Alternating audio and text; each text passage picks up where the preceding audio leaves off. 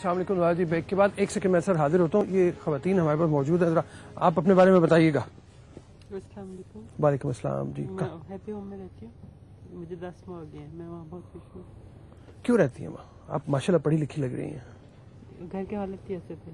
میرے بھائیوں نے اور بہنیں ہیں وہ دو، انہوں نے ہمارے مکان پہ قبضہ کر دیا تھا. وہ کہتے تھے کہ یہاں ہمارے پاس کوئی جگہ نہیں ہے رہنے کے لیے. بچے کہاں گئے؟ بچے ان کے ساتھ مل کے رہتے ہیں. آپ کے بچے ان کے ساتھ چلے گئے؟ ہاں جی، 2 تھے، ایک لڑکی ایک لڑکا. انہوں نے پوچھا ہی نہیں ماں ہماری جو ہے وہ کس حال میں ہے؟ نہیں، وہ ان کے ساتھ مل کے یہی کرتے ہیں نا، فساد کرتے ہیں. آپ کو ملنے نہیں آتے؟ جی نہیں، میری ایک بڑی باجی ہیں، وہ اور میں اکٹھے رہتے ہیں. کیا سوچتی ہیں؟ دعا کرتی ہیں بس بچے چلے جا رہے ہیں خوش رہیں؟ جی کرتی ہوں. یا غصہ آتا ہے؟ جی نہیں، غصہ نہیں آتا. ٹھیک ہے، آپ بتائیے. جی میں کوکنگ کا کام کرتی ہوں، کھانا بناتی ہوں. اچھا، کیسا لگتا ہے بوڑھے مطلب یہ ان کے ساتھ کام کرتے ہوئے؟ ان کی خدمت کرتے ہوئے تو بہت اچھا لگتا ہے، لیکن دکھ بھی بہت ہوتا ہے کہ دل چاہتا ہے کہ مطلب ان کی خدمت ان کے بچوں کو کرنی چاہیے. ان کے بچوں کو کرنی چاہیے، اور دل دیکھ کر بہت پریشان ہوتا ہے کہ یہ اپنے گھروں میں اپنی زندگی میں بہت اچھے گزار کے آئے ہوئے ہیں اور ابھی یہاں آ کے اور گھومنے رہتے ہیں. جی نیاز صاحب جی. میں نے ایک تھوڑا سا مسکنسپشن ہے کہ یہ اولڈ ایج ہوم کو گورنمنٹ کا ہے. جی گورنمنٹ کا نہیں ہے، یہ ڈونرز ہیں جو چلا رہے ہیں. ہم ان کو سہولت صرف دے رہے ہیں خوراک کی اور رہائش کی، لیکن ہماری یہ خواہش ہے کہ ہم ان کو میڈیسن بھی دیں، ان کو کپڑے بھی دیں، دوسری وہ ہم فنڈ کے نہ ہونے کی وجہ سے نہیں میں آپ کے توسط سے آپ کے حوالے سے کم از کم یہی اپیل یہاں پہ کریں گے کہ ہم نے کچھ کہانیاں آپ کی خدمت میں یہاں پہ پیش کی ہیں، کچھ لوگوں کی اس طرح کی کہانیاں بے شمار بکھری ہوئی ہیں. ہم یہ دعا تو نہیں کریں گے کہ اولڈ ہومز میں اضافہ ہو جائے، لیکن اگر مسائل اور حالات اسی طرح کے ہوں تو ضرور اولڈ ہومز بننے چاہیے، اور ان کو چلانے کے لیے ہمیں آگے آنے کی ضرورت ہے. ہمیں ان کو فنڈز دینے کی ضرورت ہے تاکہ وہ خوراک کا، دوائیوں کا انتظام ہو سکے. معاشرے میں اگر والدین نے یہ ٹھوکریں جو ان کی قسمت میں ہونی نہیں چاہیے تھی وہ دیکھی ہیں، تو کم از کم ہم آگے بڑھ کے ان کی مدد کریں. ایک ایسی کہانی ہے آگسٹ آرفیس صاحب کی، جن کو ہم کسی زمانے میں باغ جناح میں ٹہلتے کھیلتے کودتے دیکھتے تھے اور بڑے متاثر ہوتے تھے. وہ بھی اس وقت اولڈ ہوم میں. کیا مجبوری ان کو وہاں لے آئی ہے، وہ دیکھتے ہیں اس کو، اور بس اس دعا کے ساتھ کہ مطلب آپ جہاں بھی ہوں خوش رہیں اور اپنے بزرگوں کو بھی خوش رکھیں. اس سے بہتر کام اور کوئی نہیں ہو سکتا. آگسٹ کیا کہتے ہیں؟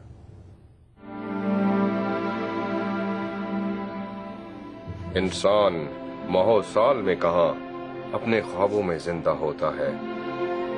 قوا مزمحل ہو بھی جائیں تو کیا، زندگی کی حرارت تو ارادے باندھنے سے قائم ہے.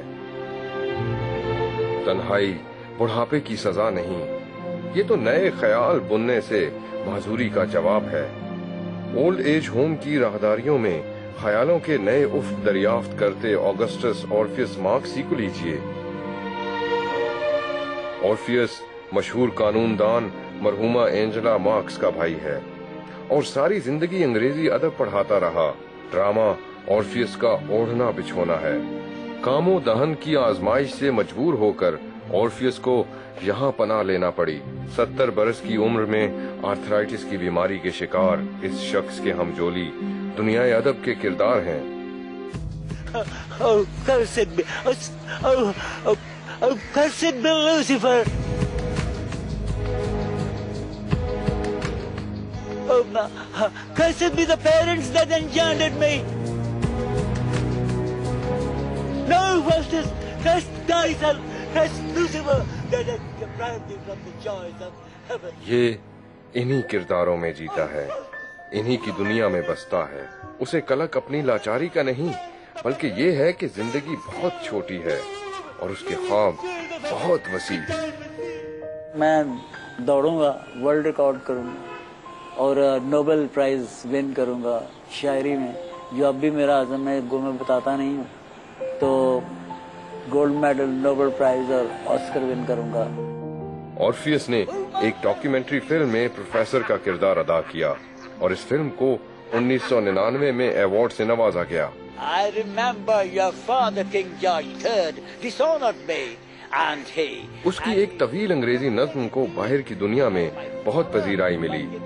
شیکسپیئر کا نام لیجئے، آرفیس کنگ لیئر کا روپ دھار لے گا اور بس آپ سنتے چلے جائیں. لیئر کا کریکٹر جو ہے وہ کہتا ہے کہ rumbled the telephone, spitfire, sputtering, nor wind, rain, thunder, fires of my daughter. I never called you children, never gave you kingdom. I owe you no subscription. Then let fall your horrible fire. Here I stand. Here I stand your slave. Orpheus खुद तराहमी और बेचारगी को इंसानी वस्फ के खिलाफ जानता है और उम्मीद को जिंदगी का हुस्न गर्दानता है। काबिले रश्क बात यह है वो अमली तौर पर इस नजरिए का प्रचार कर रहा है। I wish to write better than Shakespeare and Marlowe because those were poets also. Poetry लिखता रहता हूँ, नसर लिखता रहता हूँ उर्दू पंजाबी में। पिछले दिनों में मैंने एक आदमी का रूए दादे सफरे हिजाज लिखा था। मैं कहता हूँ कि age factor is no age factor. You must work and work and work and work and forget anything, any hesitation. ख्यालात का महशर गो के इसे जिंदा रखे हुए है, मगर बच्चों के न होने की कसक कभी कभी उसे तंग जरूर करती है। मुझे किसी वक्त ख्याल आता है कि मेरे भी बच्चे होते, खूबसूरत बच्चे होते, मैं उनको एजुकेट करता, उनकी केयर करता, लेकिन ऐसा नहीं है। हसरत होती है देखने से। ऑगस्टस ऑर्फियस मार्क्स उन बुजुर्गों के लिए उम्मीद और रोशनी की अलामत है जो जिंदगी की लायानियत और अपनों की बेमुरव्वती की शिकायत लिए जिंदगी के दिन पूरे कर रहे हैं।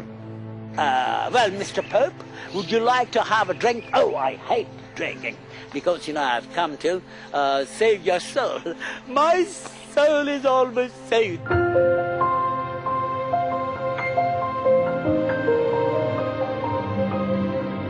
Chawla Aluminium presents The Science of Aesthetics.